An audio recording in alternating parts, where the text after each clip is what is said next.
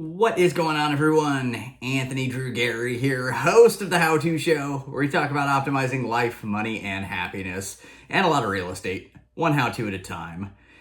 So what's happening? Earlier today, I posted to Facebook, and if we're not Facebook friends, we could be. All you gotta do is fix that. Let me know if we're not. Or you can get in touch with me in the comments. Either way is good. But there was this post by Ben Fryback EIT. Not really important who, but it says, found out that my grandma bought her first home in 1969. It cost $17,000, was $50 down, and their monthly payment was $180. I am going to go insane. And that's the post. And I want to talk about that in the sense that comparison can be the thief of your joy. And it's important to compare apples to apples. So let's talk about this for a minute. Grandma bought their first home in 1969. And unless grandma was a baller and she built her house new, she probably bought a house that was some number of years old. And so that house is probably from either the early 60s, 50s, 40s, etc., etc. And adjusted for inflation, that $17,000 house costs like $120,000 now. Okay. So if that house was built in the 40s, the 50s, or the 60s, there's a good likelihood that grandma's house was probably 2 bedrooms, maybe 3 bedrooms max. Square footage no bigger than 1,200 square feet for sure on that part. Probably built on a basement that was not meant to be lived in and probably leaked.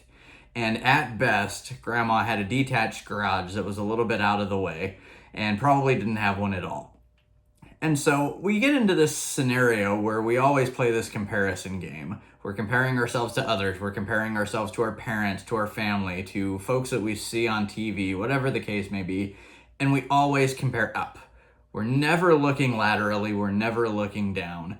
And the reality is that the ideals of the house that cost $17,000 in 1969 and the ideals of the house that you're trying to buy in 2024 are probably not the same.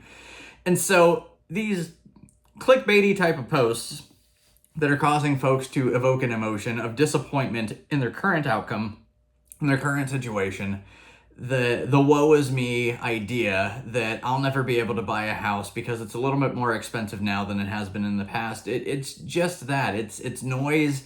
It's unfortunate that, yeah, things cost a little bit more now than they did back then, but our standards have also increased dramatically. In the entirety of the amount of time that I have been a real estate broker, no one has ever asked me to help them find a 2-bedroom house. Not once. And so we've got to adjust, some of these historical things with the context of what we're looking for right now. And the good news to this is that interest rates have come down a little bit. Housing has sat on the market a little bit longer now than it has at any point in the last several years. And realistically, the pricing is starting to get a little bit favorable if you've got the audacity to go and ask for exactly what you want. And so if you are looking for that next house, be it 2 bedrooms, 3 bedrooms, 4 bedrooms, on and on and on, I can help you with that. Get in touch with me in the comments or at InDwell.com. And in the meantime, just remember that comparison is the thief of joy. And if you are going to compare, make sure you're comparing apples to apples, because if you're not, it's not a fair comparison anyway. That's going to wrap up this episode of the show. As always, you can get in touch with me either in the comments or at InDwell.com, that place over there. And if you need one of those signs in your yard, help you transact real estate and save you a bunch of money in the process, I can help you do it. Let's get in touch. Until next time, this is Anthony Drew Gary, host of The How To Show, signing off.